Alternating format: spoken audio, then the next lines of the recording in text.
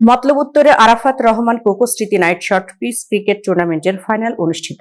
চাঁদপুরের মতলব উত্তরে আরাফাত রহমান কোকো স্মৃতি নাইট শর্ট পিচ ক্রিকেট টুর্নামেন্টের ফাইনাল খেলা ও পুরস্কার বিতরণী অনুষ্ঠিত হয়েছে। 31 ডিসেম্বর মঙ্গলবার রাতে উপজেলার নওদোনা বাংলালিংক টাওয়ার সংলগ্ন মাঠে এই গ্র্যান্ড ফাইনাল খেলার আয়োজন করা হয়। উক্ত ফাইনাল খেলায় প্রধান অতিথি ছিলেন মতলব উত্তর উপজেলা বিএনপির সাবেক সাধারণ সম্পাদক আলমগীর সরকার। খেলায় সৈয়দ কারকান্দি একাদশ বাগানবাড়ি একাদশকে 21 রানে পরাজিত করে চ্যাম্পিয়ন হওয়ার গৌরব অর্জন করে।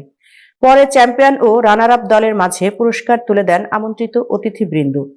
প্রধান অতিথির বক্তব্যে আলমগীর সরকার বলেন, মাদককে দূরে রাখতে হলে খেলাধুলার বিকল্প নেই। খেলাধুলা করলে শরীর মন দুটোই ভালো থাকে। আমাদের নেতা আরাফাত রহমান কোকো একজন ভালো খেলোয়াড় ছিলেন।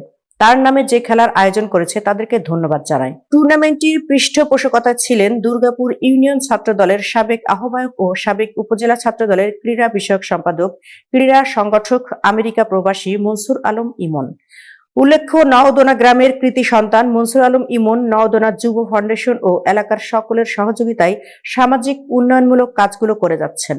তিনি প্রজেক্টরের মাধ্যমে সুদূর আমেরিকা থেকে যুক্ত হয়ে আমন্ত্রিত অতিথিদের ও এলাকার সকল শ্রেণী পেশার মানুষের নিরলস পরিশ্রম ও ঐকান্তিক সহযোগিতার জন্য বিশেষ কৃতজ্ঞতা প্রকাশ করেন।